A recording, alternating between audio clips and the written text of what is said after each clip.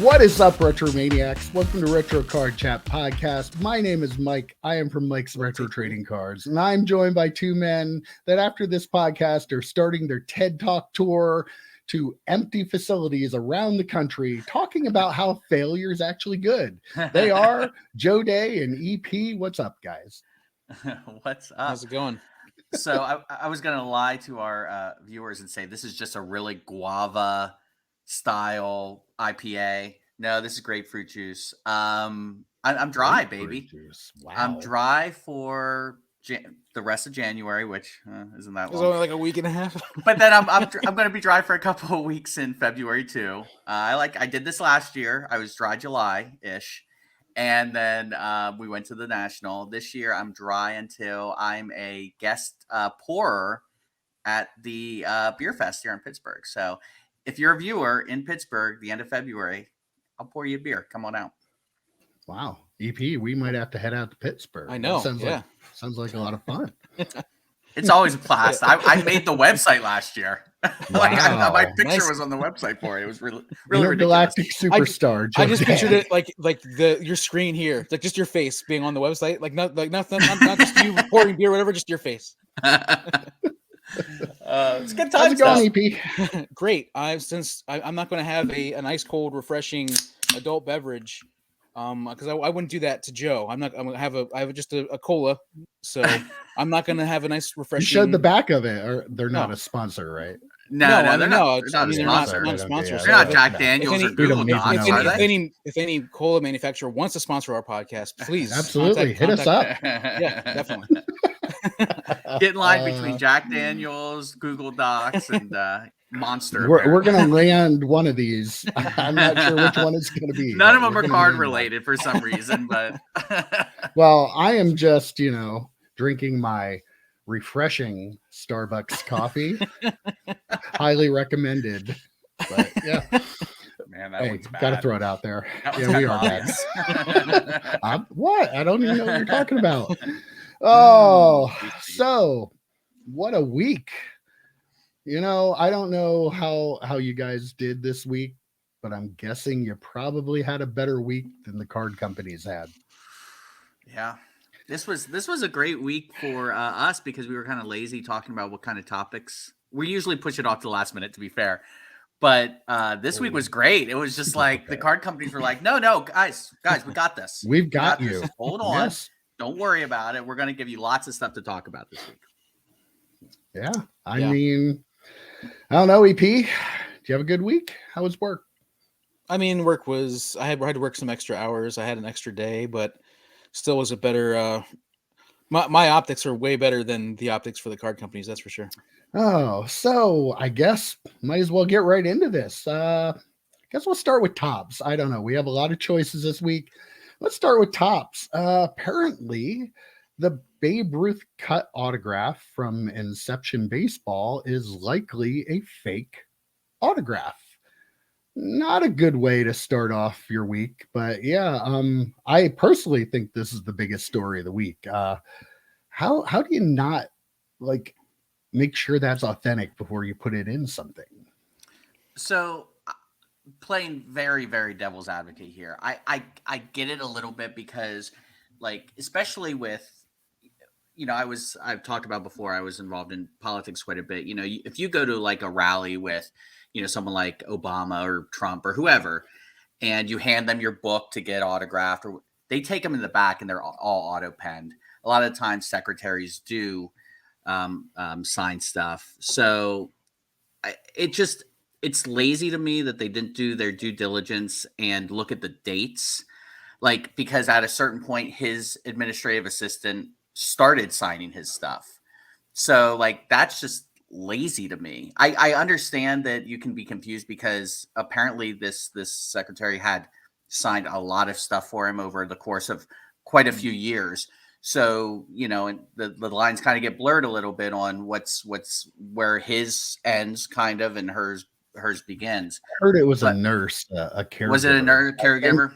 I think the story as Sports Card Radio was reporting that later on in life, once, he had cancer and his health was starting to decline, he had a nurse that was Okay. taking care of them that signed a lot of these things. So I secretary. read somewhere it was a secretary, but I've seen secretary too, but I think it's just semantics. I think everybody's talking about the same person, right? So and it's at probably the end like a personal assistant and caregiver. right at the end of the day, it's just to me, it's just the ultimate laziness of Topps not being able to look at those dates and figure it out. That he probably didn't sign this. Let's not try and push it off as an authentic signature. Mojo Break, their podcast, they did talk quite a bit about this this week, and they were saying that it was an administrative assistant, and they thought like a secretary, and they posited that what happened was, as he became more popular, like he was like the larger than life personality. Mm-hmm. He got to the point where he realized I can't sign all this stuff. So, and actually, from what they were saying, like the autograph is like super duper authentic, like super super close. Just there's quotes around Babe, which he never apparently put quotes around Babe. He I think he that's started to. He started? originally started to. do that, I and thought then the he stopped. R, like, I thought the Ruth part of it looked a little different, though. I don't know. I thought the That was B just- looked different. Yeah. Actually, it was the B So- to me that looked kind of Yeah, obviously. apparently early in his career, he used the quotation marks, and then Mhm. as he became known as Babe Ruth, he dropped them. But yeah, right. but go ahead, continue. Well, yeah, it was just, and they, I really, they were saying that, it's still cool to have something from the office of Babe Ruth signed from the office of Babe Ruth, but you can't advertise it as a Babe Ruth signature if that's the case. You know what I mean? Like that's the one thing. It feels, there's definitely, it was definitely, they should have done their more homework on it for sure. Like it was something, if you're gonna, and the thing is that they put like a Babe Ruth autograph in pretty much all of their high end products like that, like some sort of cut Babe Ruth autograph, like a 1-of-1 in so much of their products, maybe not everything, but so many other products that they should really like. I mean, it also puts how many other potential Babe Ruth autographs in a question. So I was actually just thinking that as you were saying it, EP. I'm wondering how many are in PSA slabs, BGS slabs that probably aren't his signature, but they came from an authentic company. They came from Topps, and Topps said, "Oh yeah, this is authentically a Babe Ruth signature," and they've gotten slabbed over the years, or just straight up sold and are in people's collections right now. It kind of throws that all into question. To Mojo Break's point, it is cool that it is from the office of Babe Ruth, but the value differential of that is just astronomical. I mean, it's like, it's cool that the person he was okay with signing his name to things signed this. Right. He didn't sign but it's not, it. Right. It might not have even been in the same room as him at any point. You know what I mean? Yeah. Oh yeah. So very much true. like to my political analogy earlier, or comparison earlier, they would literally take them into a room that the candidate or the elected official wasn't even in, and just sit. A member of the staff would just send them in the auto pen and just start moving them through. And that's, I have some political autographs, but I was there with the person and saw them sign it. If they take it out of your possession, there's no way that it's actually legitimate. It was auto penned or an administrative person signed it. That's what the auto pen was in like the 1930s, I guess. Yeah. Secretary, the secretary is the auto pen. Exactly. It makes you wonder, like, I do wonder what the process is for them in deciding to do this. Like, do they have it authenticated? Like, is it absolutely within the realm of possibility that they had it authenticated by somebody that wasn't PSA or BGS that said it was real? So, the problem again is there's no transparency in this hobby, and nobody's ever going to talk about it. So we're probably never going to know. And Topps will just, not respond to it and just move on, and that'll be that. But yeah, I mean, but it does make you wonder, like with this kind of stuff specifically, are they getting it authenticated? Where are they getting it from? How confident are they that it's real? Like, are they putting the work into it, or are they just taking whatever person or company or wherever they're getting the stuff from at their word? Like, I would like to know that. I think people deserve to know that, just kind of like the whole, what do they call it? The provenance of, is that the right word? Am I using that right word? I don't know. Basically seeing the piece of paper or whatever that's being passed, like, where did Topps get it from? Okay, the person they got it from, who did they get it from?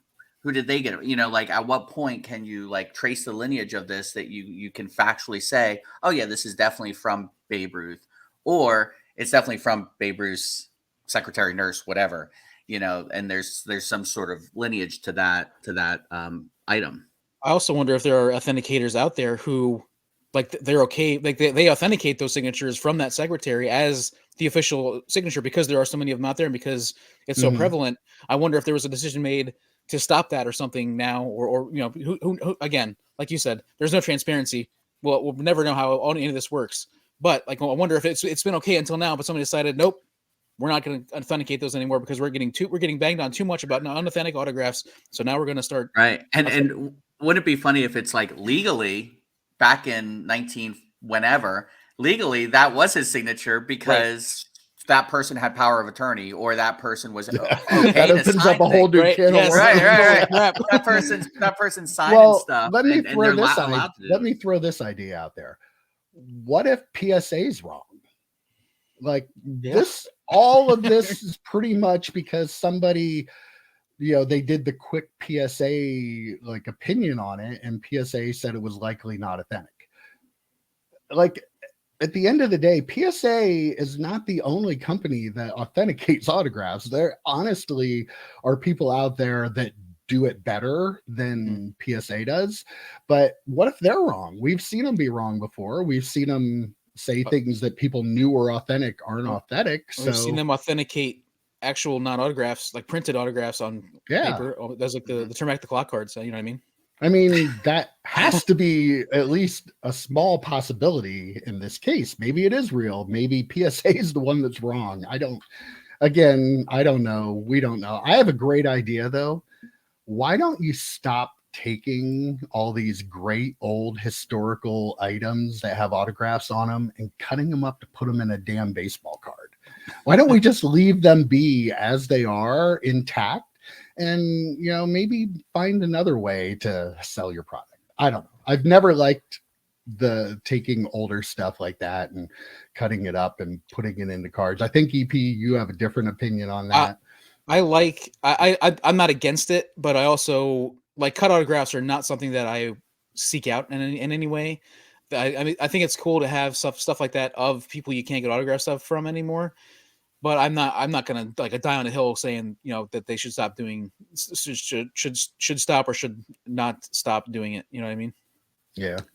Yeah, I'm kind of with you, EP. It's kind of cool that someone could, Babe Ruth's been dead how many, decades at this point. And, it's cool that you could potentially get what some people think is an autograph of Babe Ruth on a card. But yeah, Mike, I get your point. Should we destroy the other history though to give you that is really the question. Now it depends on what the history was, right? If it was like a grocery list. Yeah. Like, okay. But if still a Babe Ruth, the grocery list would be a 101. That'd be pretty awesome. That'd be great, get that thing framed. Get that framed. But can you imagine what's on Babe Ruth's? Oh my gosh, I was just thinking that too. Oh, that'd be so awesome. I guarantee you hot dogs are on there. Yep. Yeah. A lot of hot dogs, a lot of whiskey. It's cool. It gives someone the opportunity to own something that otherwise they would have no opportunity to have. I kind of get that, but I'm with you, Mike. Like historically, it's kind of tough to, especially depending on what it is. I think one of the Ginter 101s this year was like Harry Houdini, and like you're not going to get anything like that unless if that makes a really cool thing. Mm-hmm. So again, I'm not against it, but I'm also not going to die in hell saying that they should not stop doing it or whatever. Well, that's a bad start to your week if you're Tops, but it didn't end there. EP, you're the baseball guy. Apparently, they had serial number errors in the Bowman Draft baseball release, which everybody was excited for. Apparently, there are 20 different cards that all have the same serial number printed on the serial number cards. So if it's out of 99, they're all number 42 out of 99. Mm-hmm. They claim that there are still only 99 of the 99s, 100, but you don't know. This is kind of like in the 90s when they had the 1 of 500 on the back of a card. Right. Like maybe it was a printing error. Maybe it's some deeper nefarious thing by Topps to hide their overprinting. I don't know. But for a company that already forgot to put rookie cards into a product this year, kind of screwing up one of your other big releases, not a good look. No, again, this is this is a manufacturing issue in this case, and like, I mean, I like to think that there's nobody at Topps that said, "Hey, make sure we'll only print those same number for all these cards." Like, I feel like nobody. I feel like that'd be one of the dumbest things for them to actually say to somebody. But I mean, if you're trying to obscure your printing numbers, that would be one way you could get away with it, I guess. It creates that theory is a little crazy, but I like to throw those out there. Yeah. I think Get that tinfoil hat Yep. emoji. I feel like it's I mean, it's frustrating, obviously, for some collectors who we talked about this a couple. I don't know, I think it was an SP or no, we talked about the collectors who collect weird collections or whatever, and so they will never be able to get the correct number. Some of them won't be able to get the correct number they need for whatever these cards are. So I mean, again, it's a printing issue. Allegedly, it's a printing issue with the manufacturer, and it probably in a different country. It's probably not even printed in America. So I don't know how many Topps people are there. So I don't think it's like the end of the world, but it's, again, they're piling on to themselves. It's a bad look. Yeah. The optics are terrible. Optics are terrible. You kind of think to yourself, before social media was so prevalent, how often did this probably happen? We only know about it now because someone posted on Twitter, and and they're like, wait, I also have that serial number card. Like, so it was like when we were doing the reveal EP, and we tried to put one over on Mike, and you had the Kenny Pickett that had the same serial number as I had. But like, it probably happened so much in the 90s and early 2000s, and no one knew. And maybe stuff at some point would have bled out that, once social media did become a thing, they'd be like, oh, I remember this happened. Here's a couple of the same. So maybe it wasn't as prevalent. I don't know, but there should be some sort of level of quality control here, right? like I don't care if it's in a different country. If your name's on the product, get someone down there. Walk you have around to have somebody, right? Like. Especially with the number of things that have happened, the number of manufacturing issues that have happened, like you would think they would be start to be ramping after up the their rookie thing. Stuff. You put someone on a plane to wherever they need to go and say, okay, start watching this a little closer, especially if we're taking over the world here in a year or however long it is before Topps takes everything over. Like this, Fanatics, because it's going to be so different. Like at some point, it is going to start being under their name, and people are going to start getting even more pissed off. And you can't say, well, it's Topps, it's not Fanatics. Well, no, it's all kind of going to be under the same umbrella. So they really have to get this stuff fixed and do something about it before they take over all the licenses and start printing way more cards than they're printing now. If they're having an issue with just baseball, what's going to happen when they have basketball and football coming into the fold, Well, I have another point to make. We see all these printing issues, and we know there's a lack of quality control there. Yet at the same time, we're supposed to believe that there could be no funny business going on at these printing companies. Oh, they can't put all the hits into certain cases and stuff like that. You can't have it both ways, right? Like if you have a company that's printing for you, that's printing the same number on all the cards, or doing some of the other things we've yet to talk about yet in the podcast today, like you can't just say, okay, well, yeah, that's a printing issue there, but then at the same time go, oh, but none of that other stuff involving the printers could happen. Like it has to be the same both ways. Like, how do we know that there isn't funny business going on with how stuff's packed? How do you know that people aren't walking out the back door with stuff? Like printers are above board in everything but printing. Apparently, I feel like they're great at everything else. In 2023, everything has to be in question, right? Like, I think so. Yeah.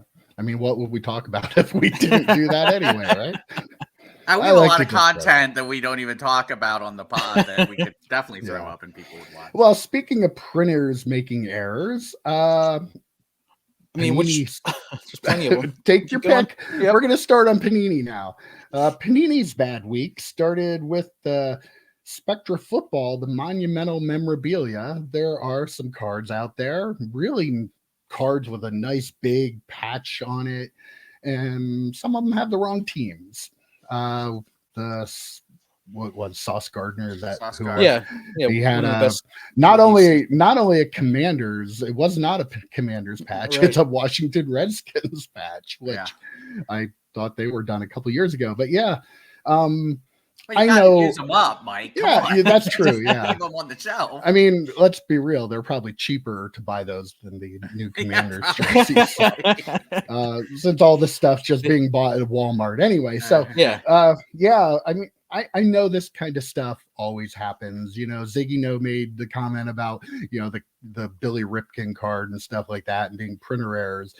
The one thing is, these are $825 a box. Yeah. Yes. 89 Fleer baseball was probably about $10 a box. It was cute when packs cost 50 cents. Yeah. It was, you know what I mean? Like, Right. sure. That was my first thought too, boys. That was my first thought. It's like you're opening up. I think Spectre's 2 packs or maybe it's 4 packs, but like you're paying at least $100 a pack. Like the Billy Ripken, you were saying the boxes did cost a tenth of that. And we've seen it in Prism for 1,500. We've seen National Treasures for what, 10,000? Like, yeah. At some point, yes, it's a printing error. I understand that, but if you're going to charge, you know, $10,000 for a box of cards, everything better be. You need to have better quality control. I don't understand that. I'm not giving a pass to Panini or any company that's going to charge ridiculous prices and then can't, you know, watch over what's being put into it. There's so many layers to this, like really, like lots of bad layers. Like somebody somewhere had to say, yes, okay, go ahead and use the Redskins jersey this year, but something to that effect. Because they probably bought bulk like 50,000 Redskins jerseys, so they probably have them sitting there in the warehouse. I will say, to be fair, to interrupt you real quick, they do put those type of jerseys, like old school jerseys and logo. So if Chris Cooley has an auto, which is ridiculous that Chris Cooley would have an auto in 2022 or 2023, but he didn't have him back when he played, right. So they would use it for that. So that's probably why they have some of them. But still, it's weird. Right. And the thing is, like, I think that card looks pretty rad, and it's probably gonna be way more expensive than I would pay to own it. But I would love to pull it and own it. But if you're an actual Sauce Gardner fan, like you're gonna hate that card. You're gonna hate that card. Yeah, you're like, this is terrible. Like you're gonna be upset. So the actual fan that really, really wants that card probably doesn't like it. Yeah, I agree. Like there is a uniqueness to it, and it is like an error card, and these kind of things are going to be collectible, I'm sure. But at the same time, with the amount of money that you're charging, like having people who want that card and then they pull it and they would be so excited. Now all of a sudden they're not, and like I don't know. It's a really tough thing. Like it's just different now than it was back when all these error cards were being printed back in the 80s and 90s. And come on, we're like 30 some years later. Shouldn't things have gotten a little bit better? The quality control should have improved just a little bit. Yet another example, though, of how everything's cyclical. And so now they're printing a bazillion cards again, and they're also making more these mistakes, ridiculously bad errors. And just talking about quality control in general, you were talking, Mike, about, you know, National Treasures. If you watch box breaks of that product, it is mind-blowing to me how the edges, the corners are round. They're in that little box, right? In a bigger box, and things are getting jostled around. And you have these like rounded corners for a product that costs $5,000 a box. And, you know, take away all there's sticker autos on it too. There's just so much in terms of quality control that just is just gone from the hobby, at least even at the high end level stuff. Like, unless every card is going to come encased, you know, like it does in Flawless, but then the little mini box in Flawless, all the cards in there are not flawless. They are rounded corners, jacked up edges, you know, crinkles in the windows where they put sometimes the right jersey. You know, there's like all these things that are happening with cards, and they are so much more expensive than they were. What was a box of SP Authentic back in 2000? Like $100 maybe? Yeah. Maybe, and that was like maybe even 200, but even then, 200, it that was mind blowing to us back then. We could not believe that a box, the highest end product that came out, the box was like $100 to $200 max. Yeah, I think they Nowadays, were like 100, 200 is 100 to nothing. 125. Yeah.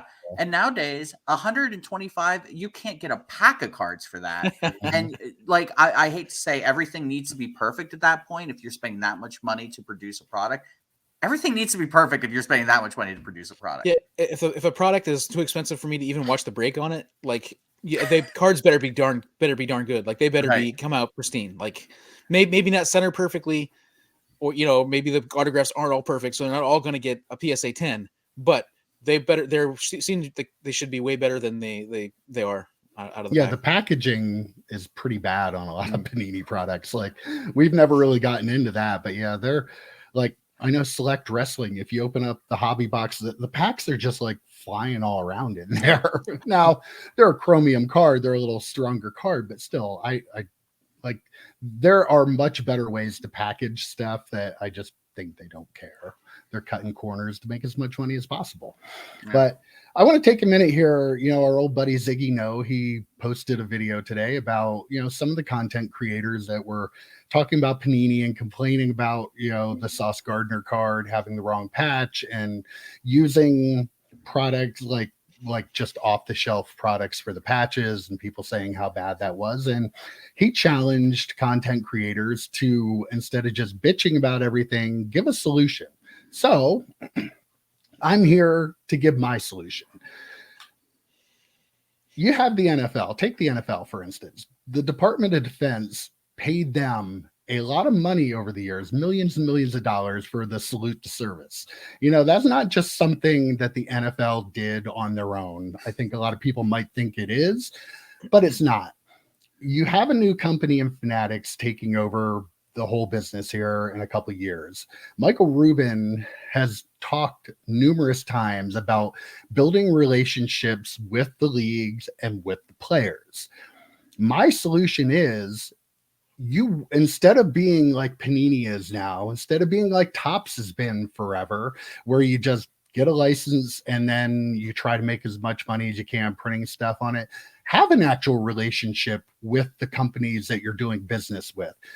Let them see the benefit of it. Fanatics is paying a lot of money for their licenses, and they also got Players Association licenses. I know with the products with Fanatics now, they like to have that relationship, and he has a really good relationship with the leagues. You have football players going out there playing every week.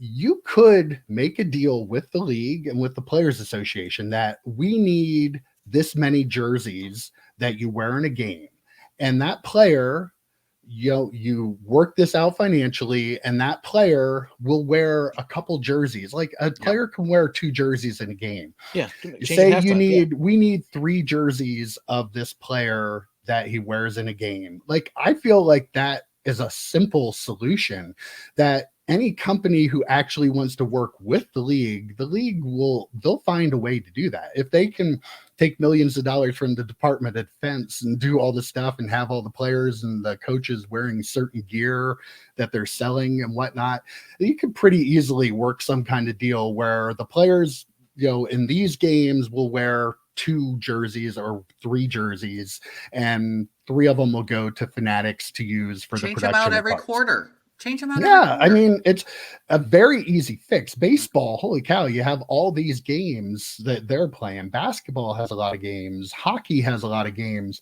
That, I feel like, is an easy solution. But what you have to do is work with the league instead of just saying, okay, we have the license, we're going to print cards, try to make money. Like, make it a joint venture. Show the leagues and the players how they can benefit from people that want to buy this kind of stuff. Like, we know there are a lot of card collecting players now. Like, I feel like now more than ever, this is a very understandable thing and a relatable thing. Players will be like, okay, yeah, my fans want to buy my card that has a piece of my jersey in it. Like, I don't think it's really hard. It's not rocket science. I think it just takes a relationship that you have with the league and the players, and this would easily be worked out, that we could go back to having game used stuff. Like, if Upper Deck could put game used stuff into cards for like $75 a box back in the 90s.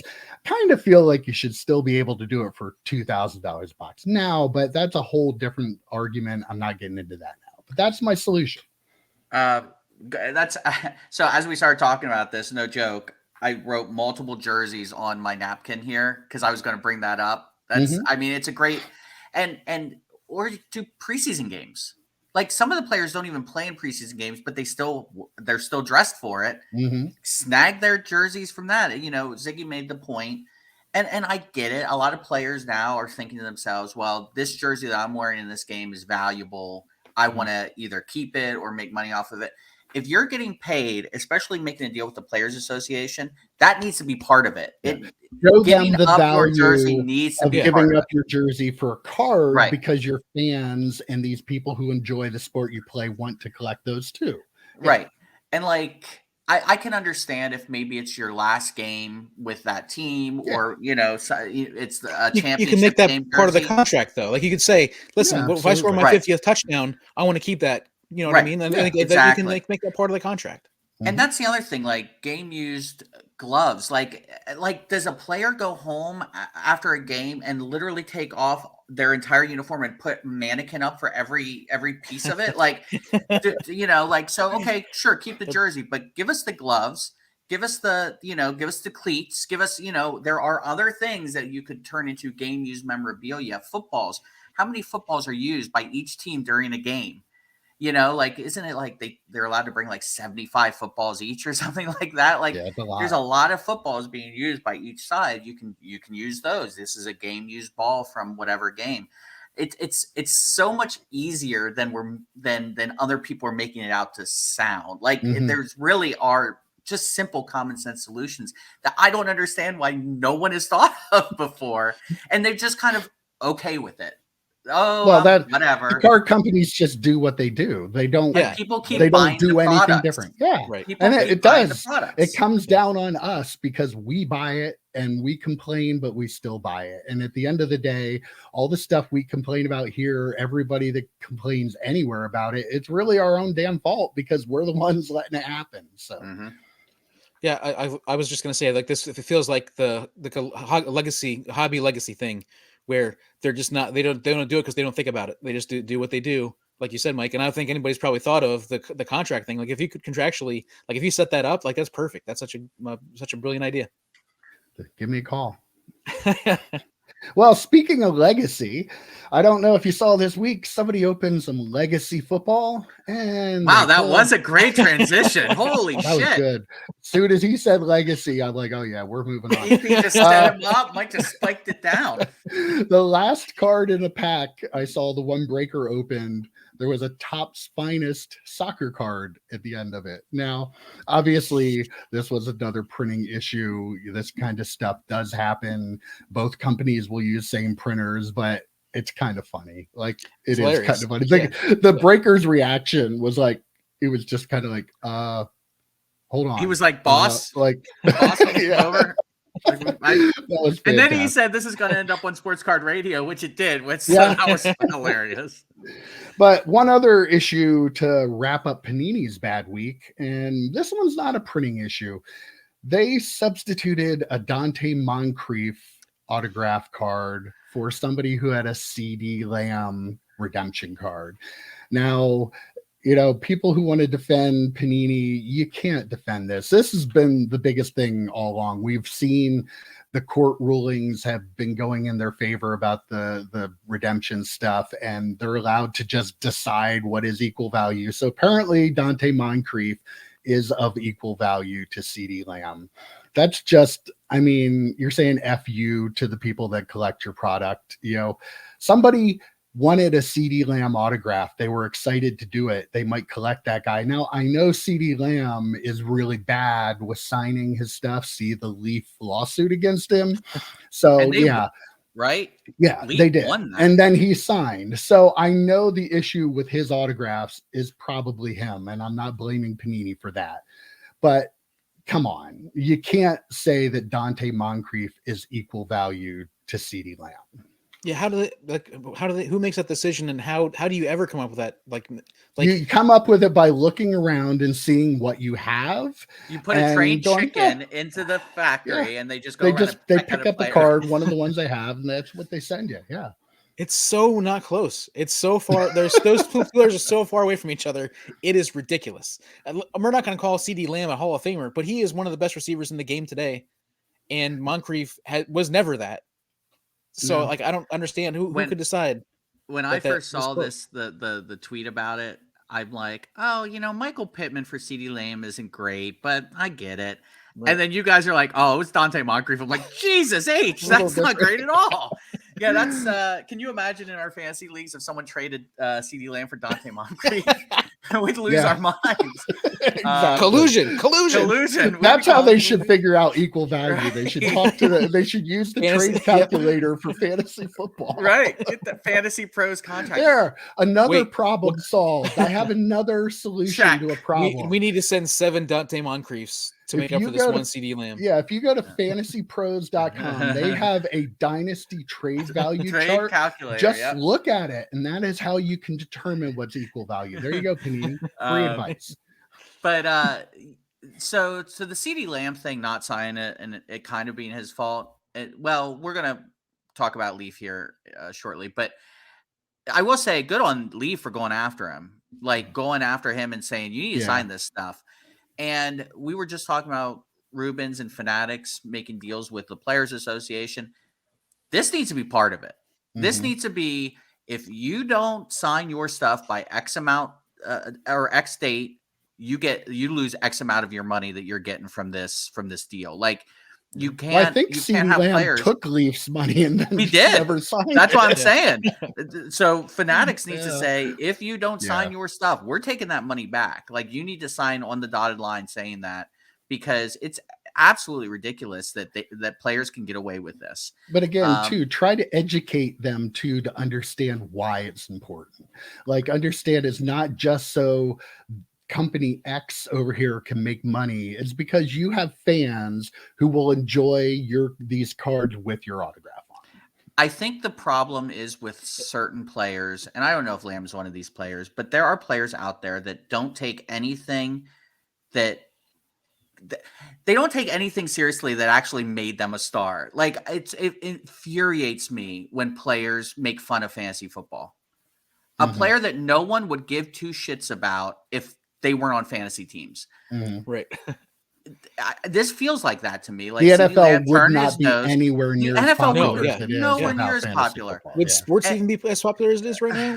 Sports in general. I mean, So you have these players turn their nose at these things that make them popular. Like, CeeDee Lamb, sure, he's popular, but I'm sorry, someone collecting his cards or someone having them on their fantasy team makes him more popular. It makes him a thing that people want to collect. So, like, it just really infuriates me when players are so dismissive of these ancillary things in sports. Like, your jersey sales, they consider those a big, like, I guess the players kind of like tease each other if someone sells more jerseys. It's a popularity contest. Yeah. Make this a popularity contest. Talk about how great you are at fantasy football, or how many autographs people want to collect of you. Or say to CeeDee Lamb, you are now comparable to Dante Moncrief. That make you feel good?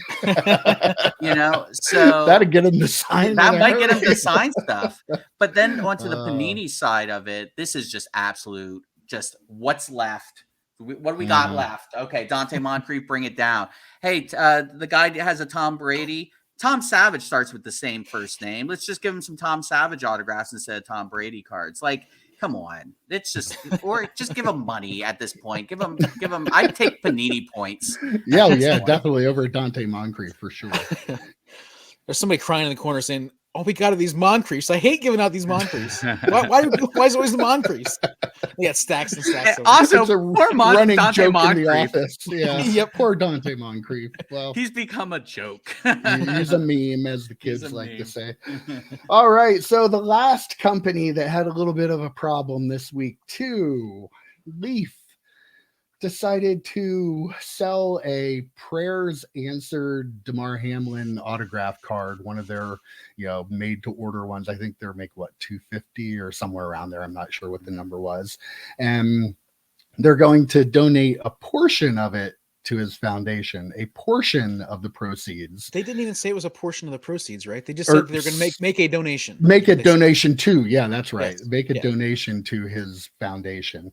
I think there was a little bit of question about whether or not they made a deal, but I'm pretty sure these were just, sticker autographs they had from him that they decided to do this. I'm pretty sure Damar Hamlin, with all he has going on right now, probably wasn't negotiating with Leaf from the hospital room about this autograph. So I'm sorry, this is ugly. Like, if you were doing it and donating all of the sales, proceeds. that would be fantastic. Like, Yep. how great would that be for your company? If you want to do something to get your company some good press, goodwill toward collectors, that's what you do. You don't make money off of this situation and then try to justify it by saying you're going to make a donation. Like, tell us how much Right. of the money Yes. you're making off this are you going to donate? It should be all of it, Right. minus cost, whatever, however you want to do it. But yeah, gross, just gross. I think they were also selling non-auto cards too, right? Like they only had like a certain number of auto cards, then they were like Okay. non-auto ones they were selling as well. And like the way you do this is you say, we're gonna donate all proceeds, or we're gonna donate all the proceeds and match it, with our own money or something like that. Like you make it a good thing instead of just the choice of wording made it so they were obscuring how much they were going to donate. Made it they, perfectly clear that Yeah. they were trying to make it sound like they're doing one thing when they're really doing another. Like, that wasn't written that way by accident. It was totally written that way to try to, they thought that if we say we're going to make a donation, that people are automatically going to think that the money Not we're in this making day and from age, this brother. is Yeah. going. Well, yeah, but I'm sure that's what yeah. Brian Gray and his cronies there probably thought. So He is a viewer. No, he's not. course he He's is. actually not.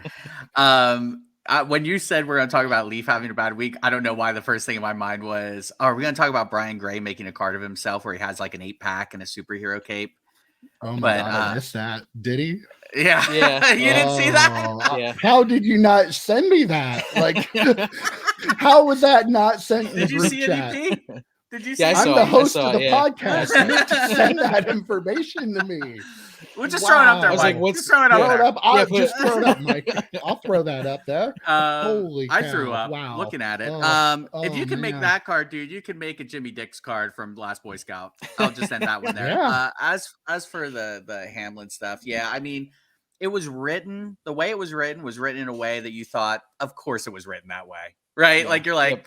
every Yeah. card company or every person in this hobby that's part of the Illuminati of this hobby, of course they would all write it that way because they're all trying to make a cheap buck, because these cards are not costing Leaf hardly anything to make, because unless I missed something, Damar Hamlin did not have hobby before this incident happened, so they probably had nowhere to put these stickers, right? You were going to find Hamlin stickers randomly in like products 10 years down the road, like you kind of do with Panini with Chris Cooley autographs. You were going to find these stickers later, so they had these stickers laying around and they're like, oh, here's how we make some money. If they would have just said all profit, that way they're not losing money. Imagine the good PR Oh gosh, that they would have gotten from that. we would be Like, talking about them. We'd be gushing over them right now, praising right? them Absolutely. right yeah. now. Yeah. If they would have just said every dime of profit is going to his charity. That's all they would have had to say. The amount of money they're making on these, they would have gotten 100-fold the advertising dollars out of this. Yeah. It just so the quick buck. This is the takeaway for me. This Brian is the Gray, hobby, though, right? The quick buck is worth so much more than the goodwill and then the great PR, even if it's like contrived PR. We all kind of know it's just to get good PR. It's not because they're good people, but I'm fine with that. That's what companies should be doing. And it would have been a nice moment in the hobby, which are few and far between, it seems, from these big companies. They You could had have a chance won the month to do something great. They could have won They would have won the Yep. month. Yep. Yep. would have won the year probably already in January. Like Yeah. seriously, Right. like Yeah. how great would that have been? Like what a missed opportunity. And they could have charged more than at that point because Yes. people were like, "Oh, I'm not just buying a card; I'm making a donation." Yeah. So whatever they were charging for those Hamlin autos, they could probably charge double that if people knew all the money was going to his charity. Well, maybe with the pressure being put on them, they'll see the error of their ways and decide to do the right thing.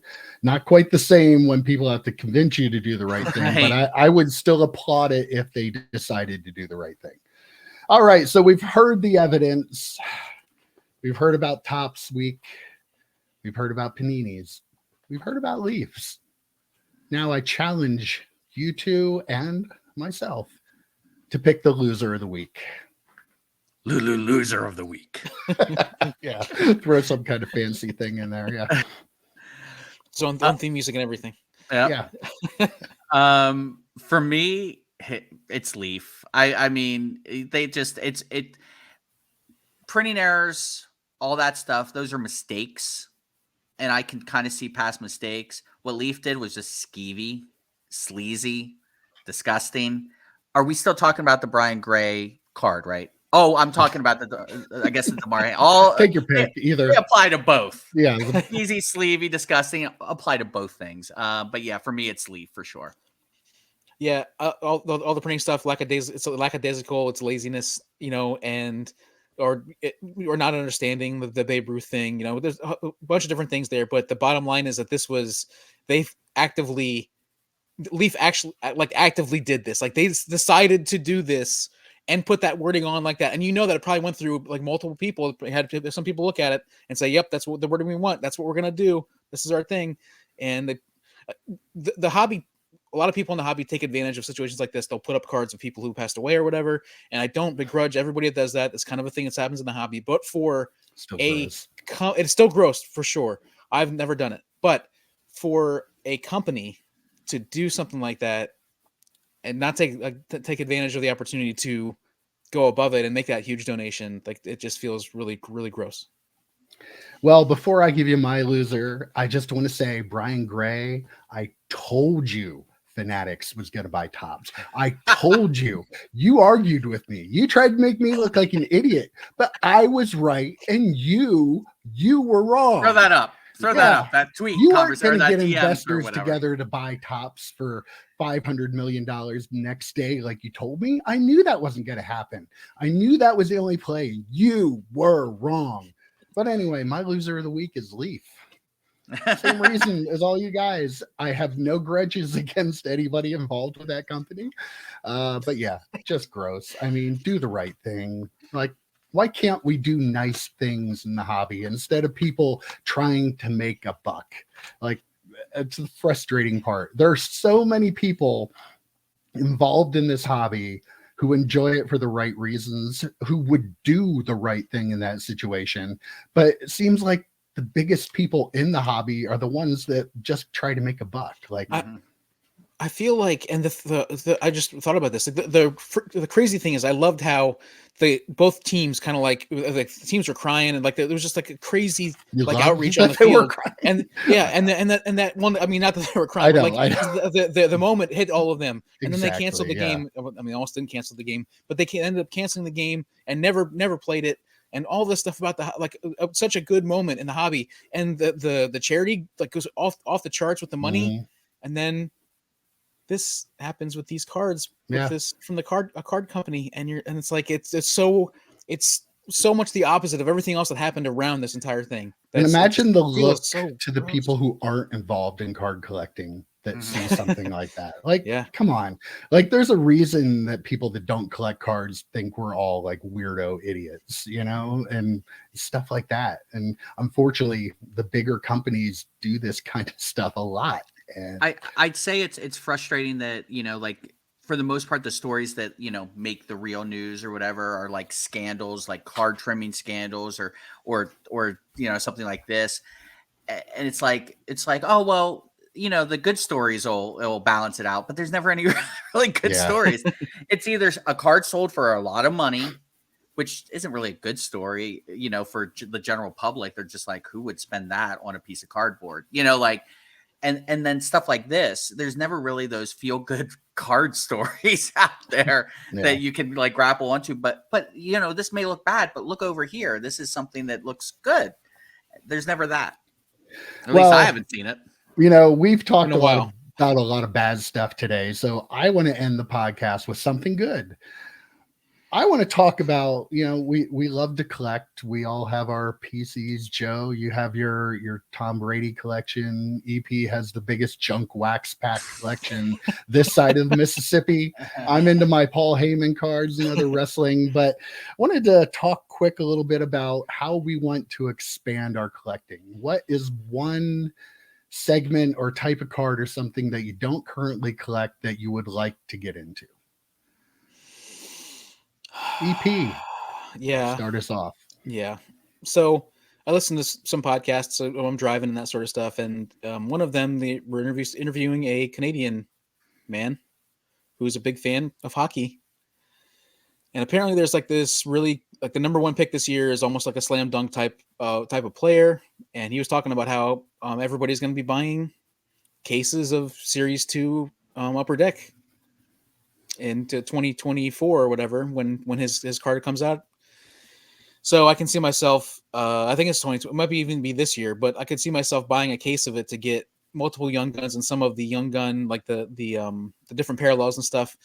And I was a huge hockey fan back in like the aughts for you know for a while, and I was always a kind of like a Borderland fan, but I haven't really paid attention much to them recently. But yeah, so I might actually buy a case of hockey cards. Wow. Yeah. I love it. Yeah. And that is expanding the horizon right there. I mean, the hockey cards are, I believe the hockey cards are probably in line with like baseball prices. They're not like basketball and football, which are not like Panini I don't know pricing. I wasn't going to say the word Panini pricing. But yeah. I love it. That's a good one. How about you, Joe?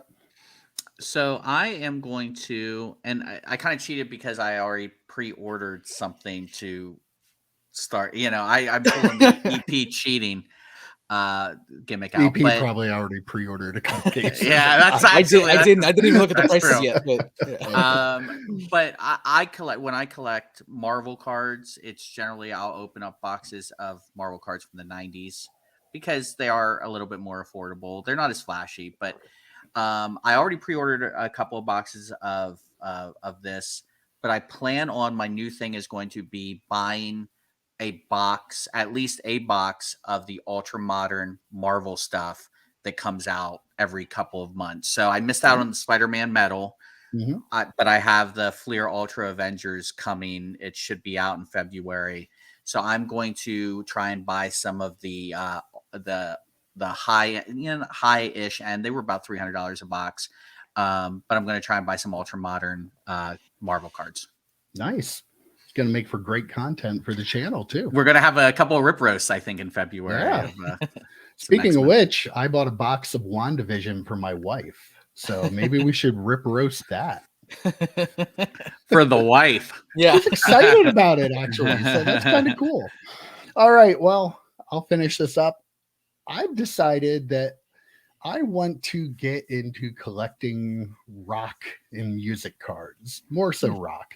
You know, went down a YouTube rabbit hole the other day, like we all do, but I was watching like a documentary of this concert from like 10 years ago. It was the big four thrash metal bands was Anthrax and Metallica and Megadeth. And, you know, it was really cool. Then I started watching all these other videos and I'm like, you know, the guitar player for Anthrax, Scott Ian, he has a card in that rock and roll set. And that was it. So, you know, I bought a bunch of non-sports cards from a guy this week. There's a bunch of rock cards.